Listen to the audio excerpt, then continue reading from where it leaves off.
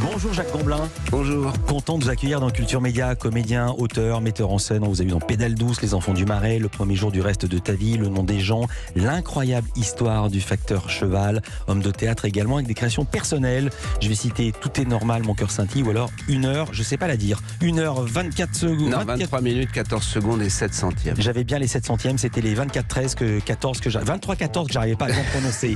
Votre actu est aujourd'hui au cinéma. C'est un film, c'est une comédie, ça s'appelle On sourit pour la photo avec Pascal Arbillot. C'est le premier film de François Uzan, film qui a reçu le prix spécial du jury au Festival de l'Alpe d'Huez 2022. Il sort aujourd'hui.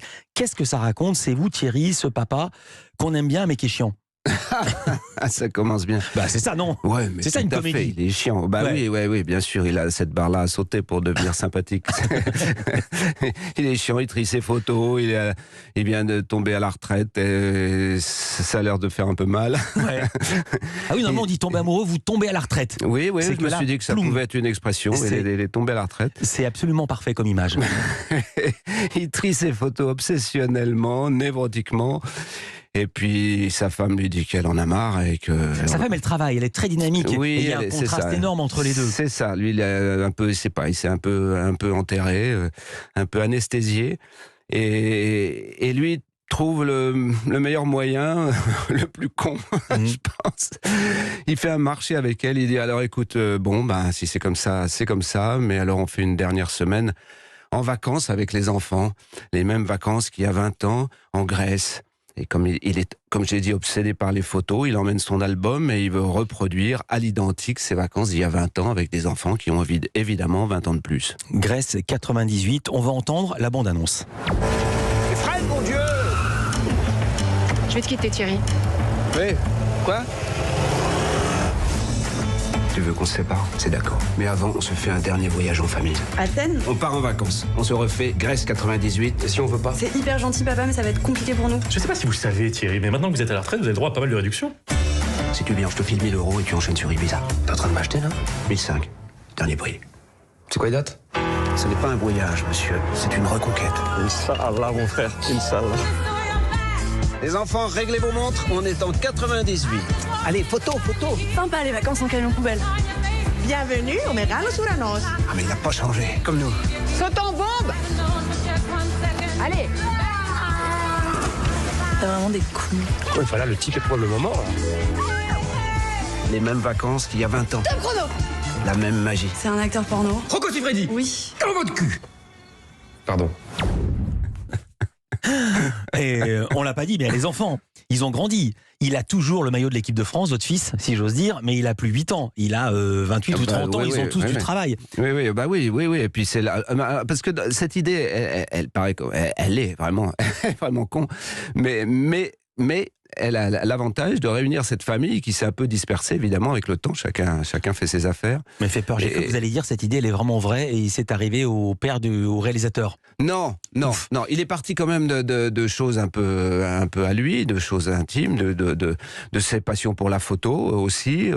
Il est parti d'un jour, il a fait comme ça des vidéos, des photos, puis il a perdu la carte mémoire. Il était complètement paniqué. Ça l'a interrogé sur la nécessité d'avoir cette mémoire et puis il est parti de là. Il a raconté cette histoire à un producteur et qui a dit mais non, arrête de me raconter et vas-y, écris un scénario.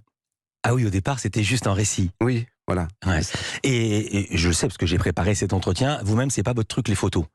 Se faire des souvenirs pour se faire des souvenirs, c'est pas votre truc. Non, la place a été très bien prise par ma mère qui a fait des photos inlassablement. C'était toujours chiant, toujours deux. Pourquoi deux?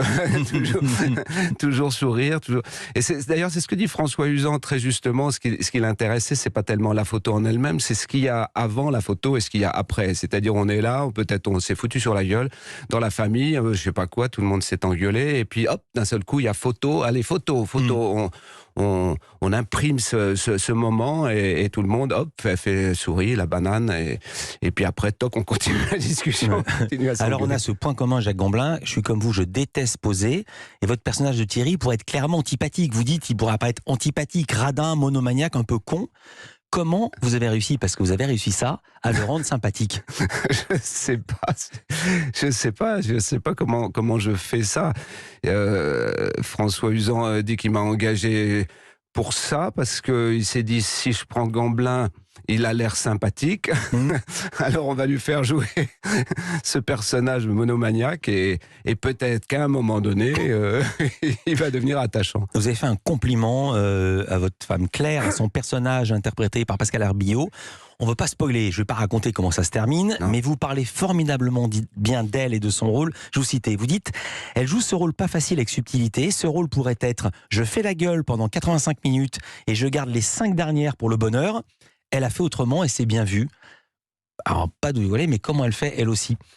Mais c'est comment elle fait elle aussi, il faudrait lui demander, mais elle a été débusquée, je pense, à tout moment des séquences, des moments pour se raconter et pour raconter qu'elle avait des bonnes raisons d'être là, et entre autres pour les enfants, en fait. Parce qu'effectivement, elle n'a pas de raison de venir, mais vu qu'elle a envie de partir, de se séparer de cet homme. Mais le fait qu'il y ait les enfants et ce plaisir qu'elle peut avoir, évidemment, de se retrouver, a fini par la motiver. Et à chaque fois qu'elle peut raconter ça, elle le fait. C'est ça, je pense, c'est ça qui fait qu'elle n'est pas uniforme, évidemment. Pendant que vous parliez, Jacques Gamblin, je pensais au petit Jacques qui posait devant l'objectif de l'appareil photo de sa maman. Je me disais, mais comment il était avant d'être célèbre? C'est justement l'objet de Lisa Marie Marquez, le portrait pré-fame de notre invité. Culture Média continue.